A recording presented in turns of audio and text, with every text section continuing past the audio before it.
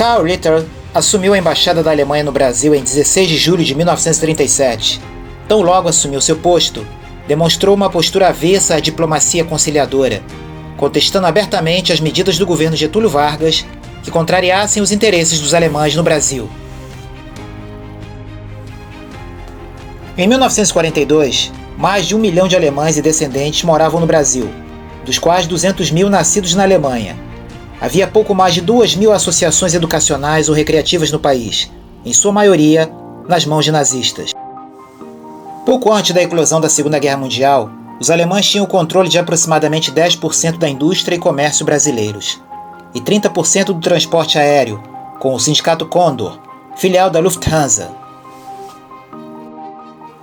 O Partido Nacional Socialista dos Trabalhadores Alemães atuava livremente na sociedade brasileira, difundindo suas diretrizes ideológicas, entre as quais a unificação de todos os alemães numa grande Alemanha, estimulando os alemães e seus descendentes no Brasil a não se considerarem imigrantes, mas alemães vivendo no exterior, como parte da grande Alemanha. O chanceler brasileiro Oswaldo Aranha passou a ter aversão ao embaixador Ritter. Em uma correspondência para o Adido Comercial do Brasil em Roma, o chanceler escreveu: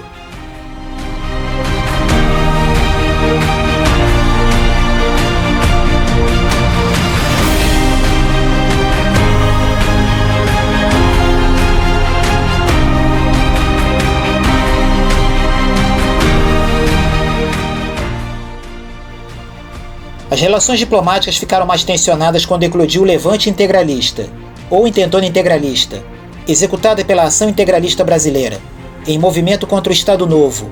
O evento ocorreu no Rio de Janeiro em 11 de maio de 1938 e tinha como objetivo a deposição do presidente da República Getúlio Vargas, em resposta ao Decreto-Lei nº 37, de 1937, que extinguia as agremiações políticas em todo o país, e o subsequente fechamento da AIB.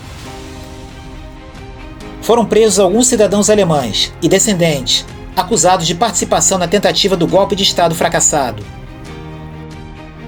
O tensionamento culminou com a declaração de Getúlio Vargas ao embaixador alemão como persona non grata ao Brasil, o que foi respondido de forma recíproca pelo governo nazista, declarando persona non grata o embaixador brasileiro José Joaquim Muniz de Aragão. Na prática, as relações diplomáticas entre os dois países estavam suspensas, mas as relações comerciais prosseguiam, pois havia interesses mútuos, seja para o Brasil, através de contratos assinados em 1938 e 1939, para a compra de armamentos para as Forças Armadas, fornecidos pela empresa Krupp, seja também para a Alemanha, visto que o Brasil era um importante fornecedor de matérias-primas para o seu planejado esforço de guerra que se avizinhava. Graças aos interesses comerciais recíprocos, as relações diplomáticas foram restabelecidas com um comunicado conjunto, divulgado simultaneamente nas sedes governamentais de Berlim e Rio de Janeiro, em 1º de junho de 1939. Nesse mesmo ano, os ventos da guerra já se faziam sentir na Europa e no resto do mundo, e Getúlio Vargas deu ordens à sua equipe diplomática para que preparasse uma declaração de neutralidade brasileira, sancionada imediatamente após a invasão da Polônia, sob a forma de um decreto-lei.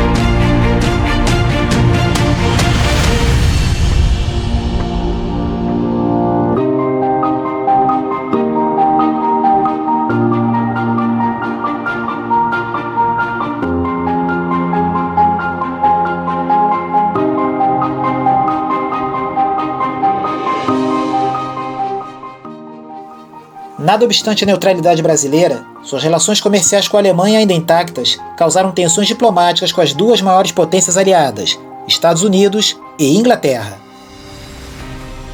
O navio brasileiro Siqueira Campos, que transportava passageiros, mercadorias e armamentos fabricados pela empresa Krupp, adquiridos pelo governo brasileiro na Alemanha, partia de Lisboa para o Rio de Janeiro, quando foi abordado pela Marinha Britânica e levado sob custódia para Gibraltar. As explicações brasileiras às autoridades navais britânicas foram infrutíferas e o Siqueira Campos permaneceu retido em Gibraltar. Por este e outros casos em que o Brasil foi praticamente tratado como inimigo pela Inglaterra, levaram Getúlio Vargas, por intermédio do chanceler Oswaldo Aranha, a invocar a intermediação dos Estados Unidos como potência garantidora da neutralidade dos países americanos. O Siqueira Campos, enfim, foi liberado com seus passageiros, mercadorias e armamentos, com destino ao Brasil, em 18 de dezembro de 1939. Os Estados Unidos, por seu turno, temiam que Hitler dominasse totalmente a Europa e, assim, visassem a América como seu próximo alvo estratégico. A rota aeronaval do Atlântico Sul, pela estratégica Corcunda do Brasil, onde se localiza a cidade de Natal, era um importante trampolim para o suprimento de homens e materiais ao esforço de guerra aliado das Américas para a África Setentrional e Inglaterra, sendo também a melhor rota de retorno, em razão da limitada autonomia das aeronaves à época para cruzar a longa distância aérea entre a Europa e os Estados Unidos, ou pelo bloqueio marítimo dos U-Boats no Atlântico Norte durante os tempos felizes dos submarinos alemães. Os Estados Unidos, então, não permitiriam em hipótese alguma que essa região brasileira fosse cedida ou assaltada pela Alemanha, hipóteses sugeridas pela inteligência militar americana diante da neutralidade oficial, combinada com uma simpatia velada do presidente Getúlio Vargas e sua cúpula militar ao nazifascismo ítalo-germânico. Nesse cenário, o Departamento de Guerra dos Estados Unidos tinha preparado um plano de invasão militar do Nordeste brasileiro. Essa intenção drástica foi interrompida por uma acirrada disputa de xadrez diplomático entre o Brasil e os Estados Unidos, sendo, enfim, definido pela mão invisível da história, que, como na economia, também move os destinos dos homens. Getúlio Vargas equilibrava-se entre a neutralidade e a dissimulação, supondo, ou convicto, de que o Brasil seria mais valorizado pelos Estados Unidos enquanto persistisse sua diplomacia dúbia. Vargas, seguindo essa lógica histórica, buscava vantagens econômicas das potências beligerantes, ora felicitando Hitler pelo seu aniversário natalício em 1941, ato amplamente divulgado pelo Departamento de Imprensa e Propaganda do governo Vargas, ora fazendo da filha, Alzira, enviada especial aos Estados Unidos, com escusas formais ao convite do presidente Roosevelt para visitá-lo naquele ano, bem ou mal, buscando inserir o Brasil, uma imensa fazenda mundial de açúcar, borracha, café, entre outros produtos primários, na era da siderurgia, na visão de Vargas, condição primordial para o progresso nacional.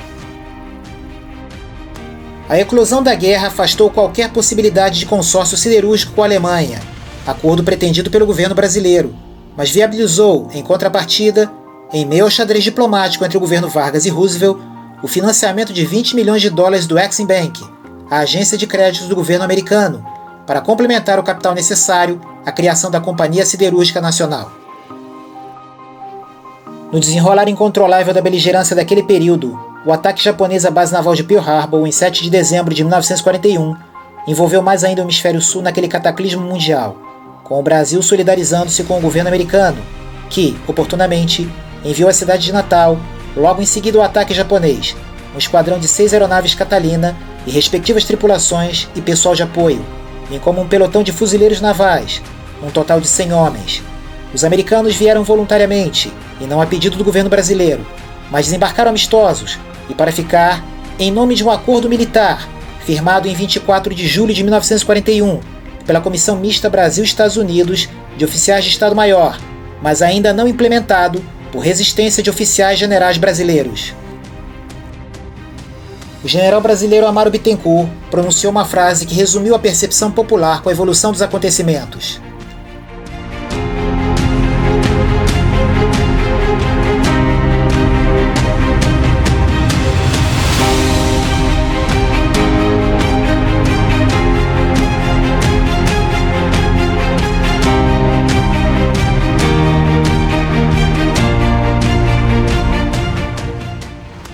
Em 15 de janeiro de 1942, no Rio de Janeiro, capital da República, ocorreu a terceira reunião de consultas dos ministros das Relações Exteriores das Américas, convocada pelos Estados Unidos. O governo brasileiro estava emparelhado pelos acordos financeiros, comerciais e militares com os Estados Unidos, tendo que acompanhar a decisão majoritária pró-aliados daquela reunião e se afastando, contrariado, da sua política de neutralidade. Getúlio Vargas, resistindo enquanto possível, evitou uma declaração formal de guerra para manter o Brasil de fora das operações bélicas.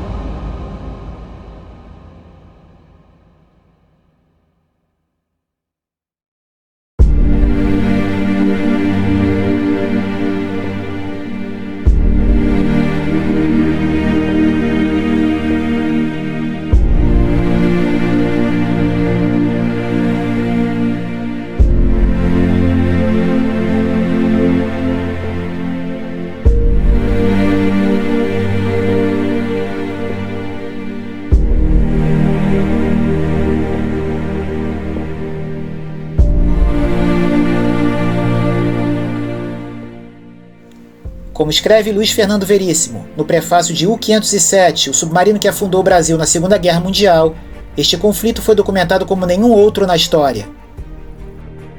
Foi estudado e reestudado através de anos, registrado em ensaios e ficções, lembrado e minuciosamente revivido em memórias e depoimentos. E mesmo assim, ainda restam detalhes não examinados, bastidores a serem explorados e fatos obscuros a serem esclarecidos, de uma guerra da qual se imaginava saber tudo.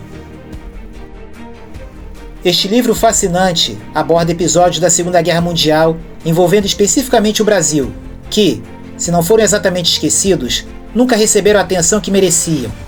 Parte de seu fascínio vem da capacidade do autor de contar a história verdadeira como um bom thriller, concentrando-se no drama humano das vítimas e dos sobreviventes da agressão alemã, quando o Brasil ainda não se decidira a entrar no conflito.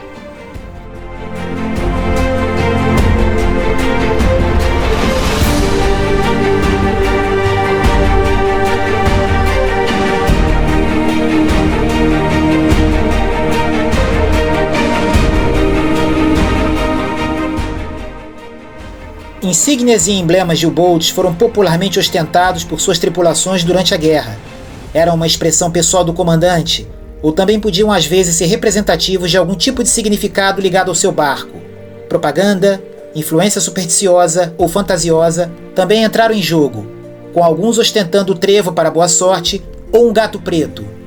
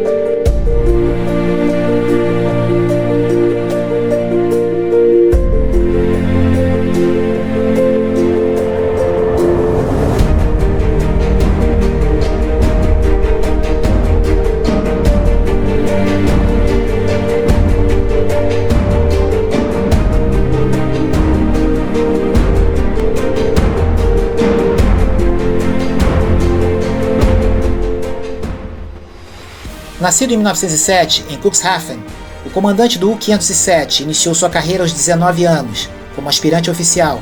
logo demonstrando muita capacidade nas suas comissões em navios de superfície. Foi chamado a assumir um posto no alto comando da Marinha Alemã, no posto de capitão-tenente. Pouco afeto ao serviço burocrático em gabinete, Schartz é transferido para a U-Bootwaffe, a força de submarinos alemã, onde assume o comando do U-507, o U-Boat do tipo 9C, em 1941.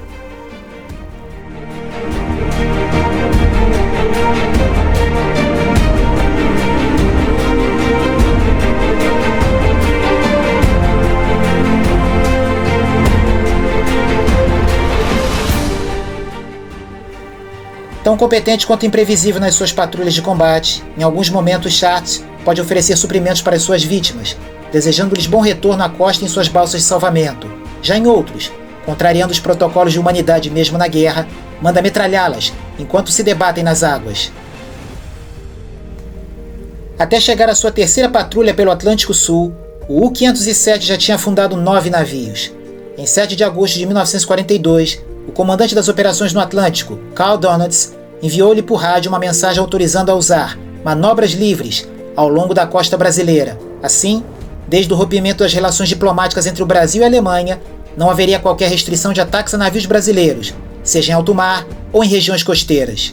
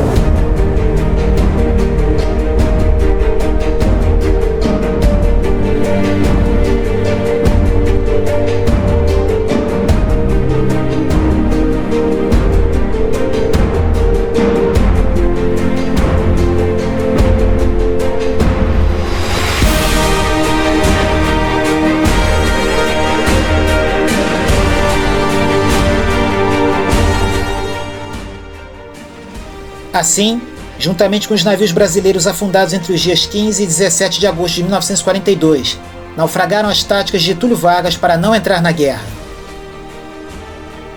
Em fins de 1942, já funcionavam no Brasil uma base aeronaval de hidroaviões, na margem do rio Potengi, que ficou conhecida como Rampa do Potengi, como também a base aérea de Parnamirim, consagrada popularmente como Parnamirim Field, consolidando a presença militar americana no Brasil, especialmente no Nordeste, e representando então o maior conjunto militar que os americanos construíram fora dos Estados Unidos. Em 28 de janeiro de 1943, um hidroavião Boeing B-314 Clipper amerrissou no rio Potengi, trazendo a bordo o presidente dos Estados Unidos Franklin Delano Roosevelt, para um encontro, mantido em sigilo até aquele momento, com Getúlio Vargas, que chegou a Natal também de avião, na madrugada daquele dia. Roosevelt e Vargas reuniram-se a bordo do destroyer americano USS Humboldt, que então realizava missões de patrulha antissubmarina no Atlântico Sul, com navios da Marinha do Brasil.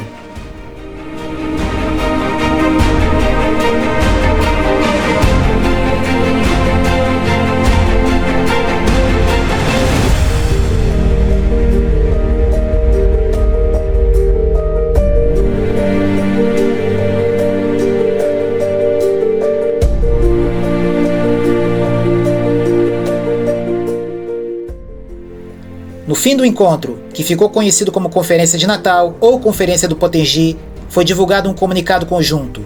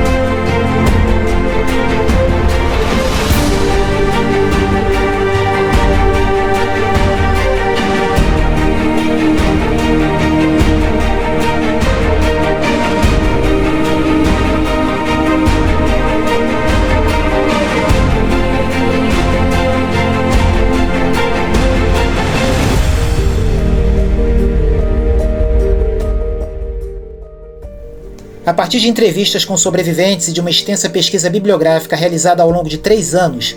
o livro reconstrói aqueles dias sangrentos entre 15 e 17 de agosto de 1942, mostrando o drama dos mais de 600 brasileiros mortos nos afundamentos dos mercantes Baipendi, Araraquara, Aníbal Benévolo, Itagiba e Arará. Náufragos devorados por tubarões, sobreviventes vagando por mais de 2 dias sem água ou comida,